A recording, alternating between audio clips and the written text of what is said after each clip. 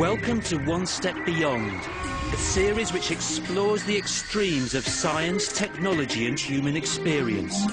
In this episode, visionary quests, and a man who believes that one day we'll be flying in planes that look like this.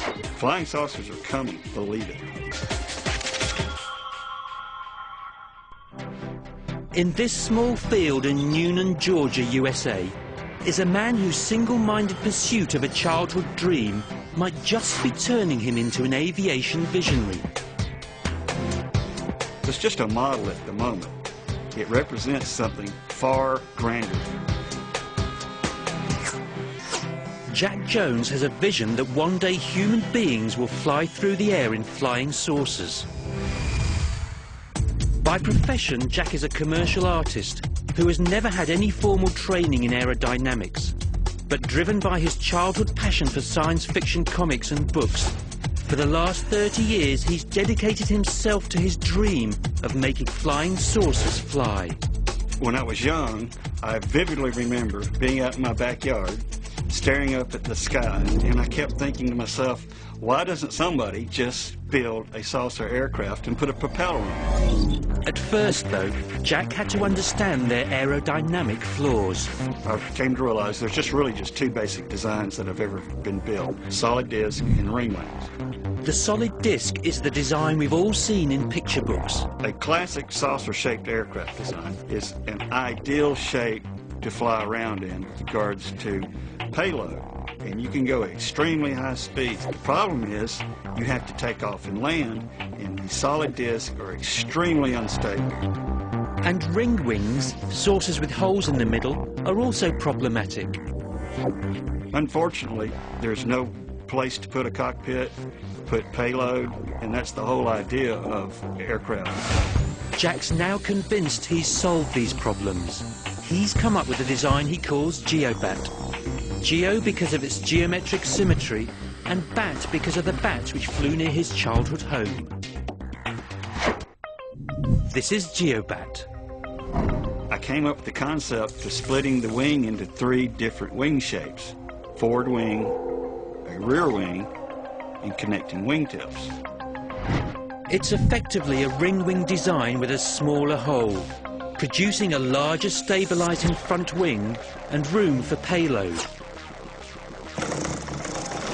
But most importantly, Geobat flies. Thanks to its unique forward and rear hinged wing flaps, which can work independently from each other, the Geobat is extremely maneuverable. So it's just a matter of time until the industry slowly starts to recognize the advantages of this aircraft design. But does anyone else buy into the Geobat vision? Jack's come to the University of Auburn to meet an aeronautical engineer who's acted as a consultant to NASA. His name's John Cochran, and he's going to put Geobat through its first independent assessment in a 200-kilometer-per-hour wind tunnel.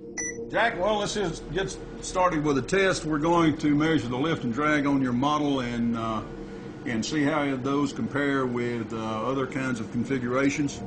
In a wind tunnel, air is forced over the model at different speeds and angles to simulate real flight. The readings are then scaled up to match a full-size aircraft. After years of developing Geobat, it's crunch time for Jack. The graphs that you see on the screen is the kind of thing we would like to see. Has a slope which goes down to the right, which means you have a stable configuration. It's got several different aerodynamic surfaces rather than just two as a conventional aircraft would have.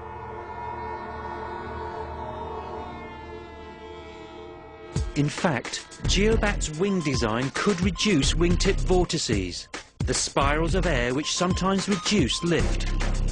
The vortices are distributed rather than concentrated like on most aircraft.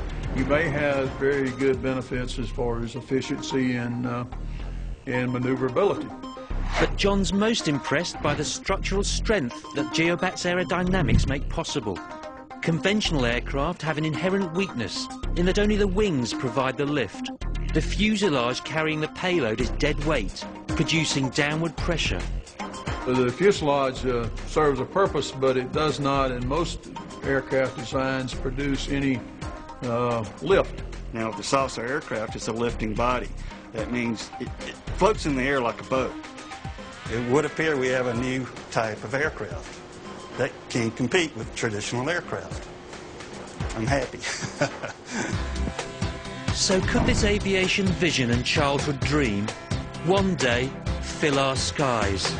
Geobat is far out science fiction, but how many times have you seen science fiction and then later in life say, look, I saw that in a movie. Flying saucers are coming, believe it.